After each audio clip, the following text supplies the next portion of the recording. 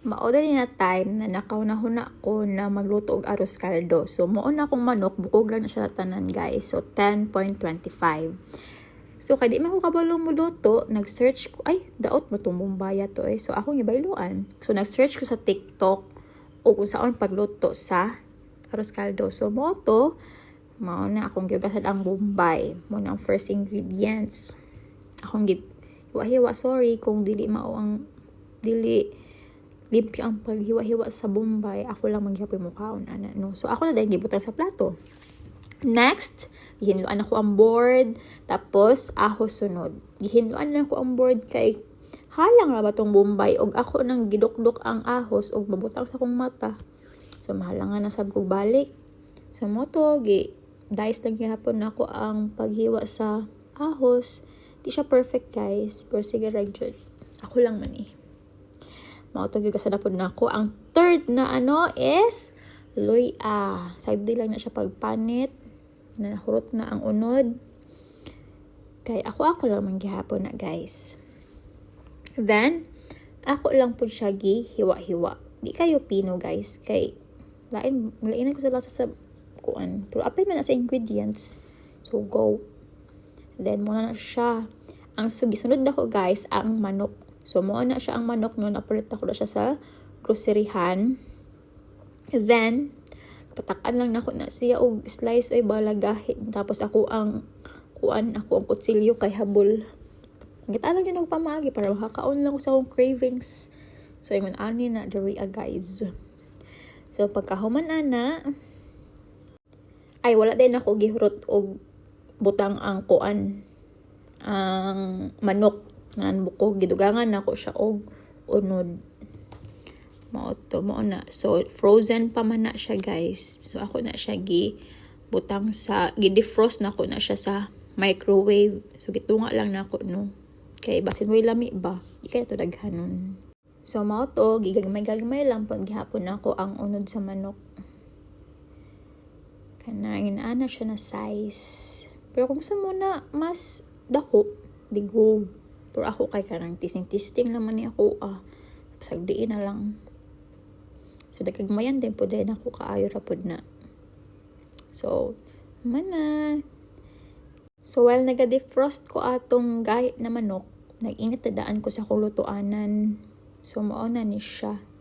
So syempre before ta magbutang og oil ato sa i-test kung init na ba. So nagbutang na kog oil kay init naman. And huluton lang nato ang oil na magbukal-bukal na siya. Nainit na dyan siya kaayo. Then kung init na siya, maggisa lang ta. At akong iuna ang luya. Kaya para mas muhumot siya. Ito ang arroz caldo. So muna siya. Mekos-mekos lang. And then akong gisunod ang bombay.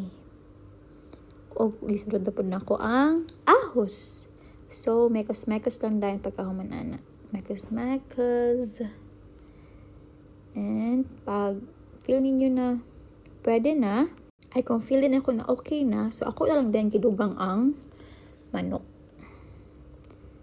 So muna siya.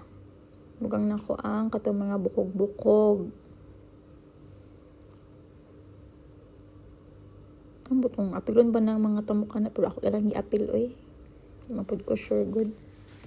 Mo to giapil na po na ko tong i-defrost na ako na unod. Then ako lang sa butang dira without water. And then kay feel na ko na okay na, ako na lang gisagulan og tubig. Depende na sa inyo guys kung sa kadaghan yung tubig. Basta muna na ako